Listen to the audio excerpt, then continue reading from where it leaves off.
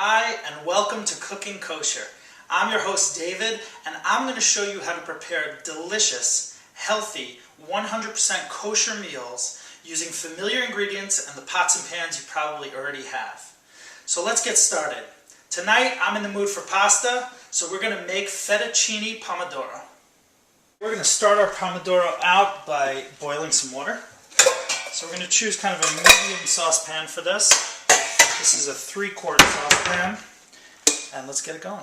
So let's fill our pot about 3/4 of the way full with water. Turn on the fire here, about a medium-high heat. We're going to add some kosher salt to the pot. That'll raise the boiling point. You could actually add a lot of salt because it's not really going to go into the pasta, maybe flavor the pasta a bit.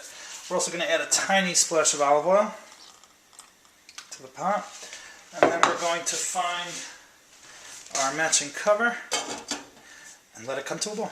I actually don't know how to make pomodoro sauce, but I tasted it once and I thought that this was how you make it. So here we go. We're going to take out our chef's knife, and we're actually going to give that a little bit of a sharpen.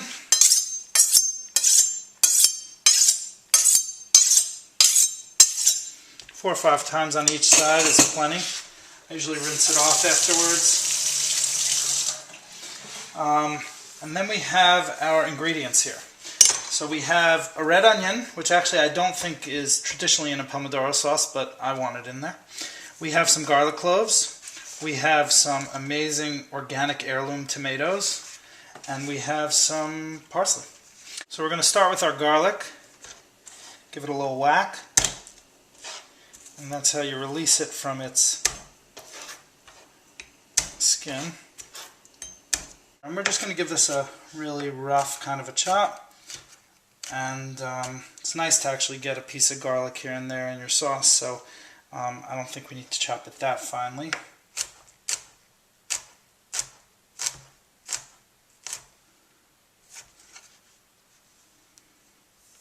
Okay, that looks pretty good. Next up is our red onion. We're going to do a nice little chop, maybe some chunks. I'll make some cuts this way first, and then I'll cut down.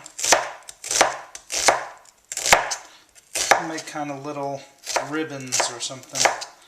And actually they break up in the sauce and become quite nice that way. I actually use a different knife for tomatoes. This is a serrated edge blade. You don't sharpen this on a steel, but it really bites into the tomato nicely and gets a nice cut. So we're just going to chop these up. The big ones we may cut twice, the little ones maybe just once. I transferred the tomatoes, now that I've cut them up into same size pieces, I transfer them back to the bowl. This is so much better than using canned tomatoes or something like that, crushed tomatoes.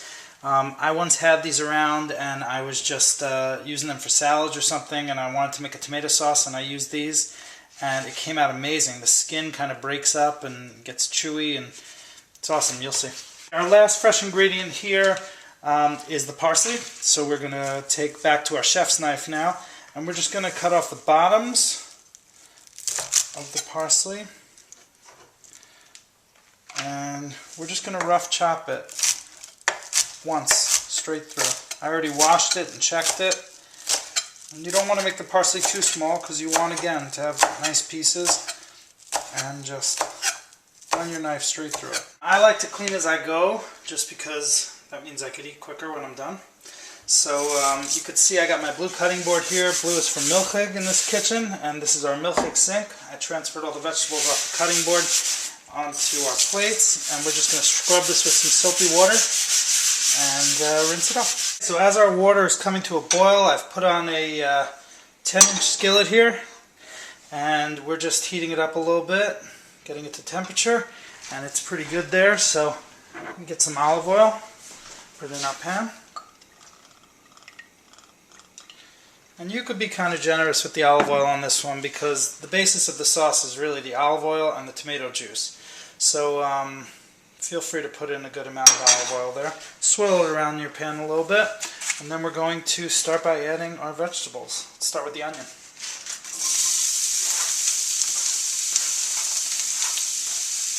The onion cooks a little longer than the garlic, so just put it in first, otherwise your garlic will burn. And then we'll just toss it around the pan a bit.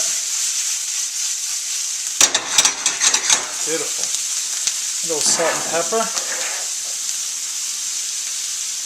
Not too much because we're going to season as we go. A little bit of pepper, fresh cracked.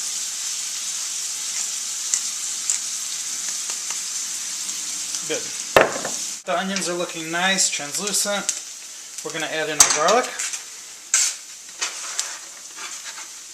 And it's really important to prepare this stuff in advance because once it starts cooking, you're chopping and you're rushing, things are burning.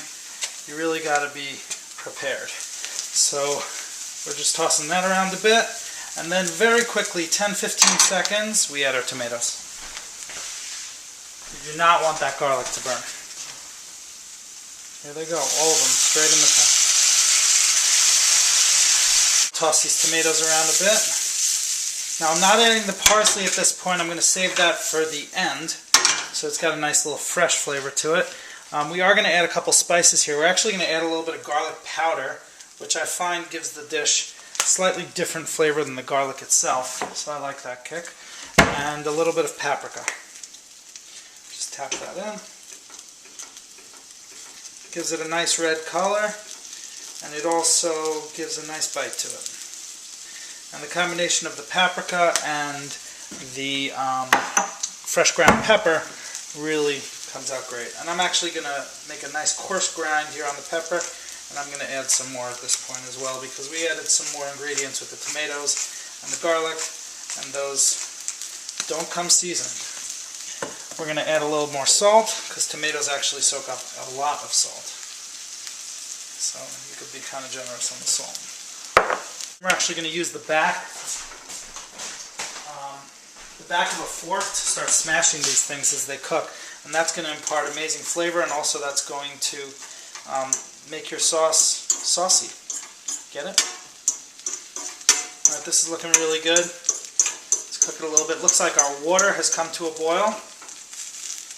So it's time to add the pasta to that. It says it's a nest fettuccine and it says it cooks in 5 minutes. So now that we got that water come up to the boil, this thing is going to happen really quickly. So we want to make sure our sauce is ready for our pasta when the pasta comes out. The tomatoes have kind of lost a bit of their rigidity, and I think it's time to start smashing them up a little bit in the pan here. And the more you smash them, the more sauce you get. So we're not really adding any other ingredients to this sauce. It's just the juice from the tomatoes that makes tomato sauce. Hey, look at that. Okay, I think you can see now how the sauce has really turned into a sauce at this point. It may not be as red as you're used to for tomato sauce, but that's because we used a nice combination of heirloom tomatoes with some yellow and orange and red. But the consistency of the sauce, you see the little skins of the tomatoes kind of floating around, but we have a nice sauce here. We're just going to taste it for seasoning and adjust. Just use my finger. It's really good. Actually, believe it or not, tomatoes really do take a lot of salt. This could actually use a touch more salt. As you can see, our pasta has come to a nice rolling boil. And we're going to note the time. It's 9:14 p.m. Man, this is a late dinner. We're just going to add in our fettuccine. Little nest balls of fettuccine. Just going to add them all into boiling water. It's going to bring down the temperature of the water quite a bit, but just bring it back to the boil. And it'll cook in about 5 minutes. So 9:20, this will be done. It's been about 4 or 5 minutes. We're just going to see if this pasta is ready by grabbing one out of the water and giving it a quick taste. Hot. Perfect. Alright, you want it al dente, you want it to have a little bite. You don't want it to be fully cooked because then when you drain it and add it to your sauce, it's going to become overcooked. So just shut the fire off here and we're going to strain it. I couldn't find my colander, so it's not a problem. Just take the lid and put it on. Run some cold water just so your pipes don't get too much of a shock to the system. Do not run cold water over the pasta itself. A lot of people say to do that. That's not a good thing to do. Just hold the, that'll kill all the starches that you built up. Just hold the pot kind of loosely on and pour out all the water. It's except for the pasta. Don't pour out the pasta, although I've done that before. And you want to pour out as much of the water as you can easily, and you'll try and leave yourself just a little bit for the sauce. That looks just fine. Put that in, and let's go back to the sauce. Just dump this in. A little bit of the pasta water in there, not a problem at all. Actually, it's a good thing. Take your fettuccine. Make sure you get every last bit of it. You don't want any sticking to the bottom because that's yumminess. Get it all in the pan, and then we're just going to combine it. Now keep in mind, you are not looking to cook the pasta again. We're just looking to combine the ingredients, make sure that there's sauce evenly all over the pomodoro, and we want the fettuccine to be totally combined with the sauce so that the flavors meld together. And also that extra 1 or 2 minutes in the pan will take the fettuccine from firm al dente to a perfect al dente, so it's not too soft and gooey, but also not too hard. And you see we're pretty well combined there. The extra pasta water is just helping to thicken our sauce with some of that starch. And I think we're done. Let's plate it up. You may be thinking, David, you forgot something. Yeah, I just realized. I would have put this in the sauce at the last minute, but it's perfectly fine to put it here in the pasta. You just have to cook it for a minute. Let's take our parsley that we chopped up, and let's add it right to our pan. Now, if I had put this in the sauce, I would have cooked it a little bit to kind of wilt the parsley into the sauce. Now that it's with the pasta, we'll do pretty much the same thing. Just fold it through the pasta so that the freshness of the parsley kind of wilts into the pasta. We're going to lower the heat, that's for sure. Don't want to burn all this. And just fold it in nicely. And then once that's evenly combined, your pomodoro should be ready to go. Okay, so there it is, fettuccine pomodoro, homemade from scratch in just about 15 minutes. From prep time all the way to complete meal. I hate to do this, but I gotta try it, so if you'll forgive me for a moment. Baruch atah Adonai Eloheinu melech haolam borei minei mizanach.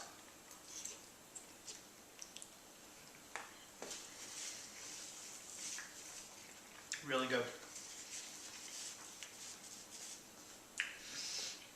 Best way to finish it off with a nice cold drink.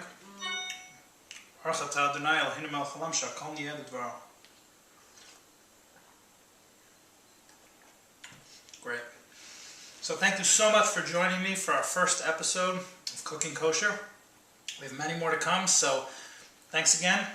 See you next time.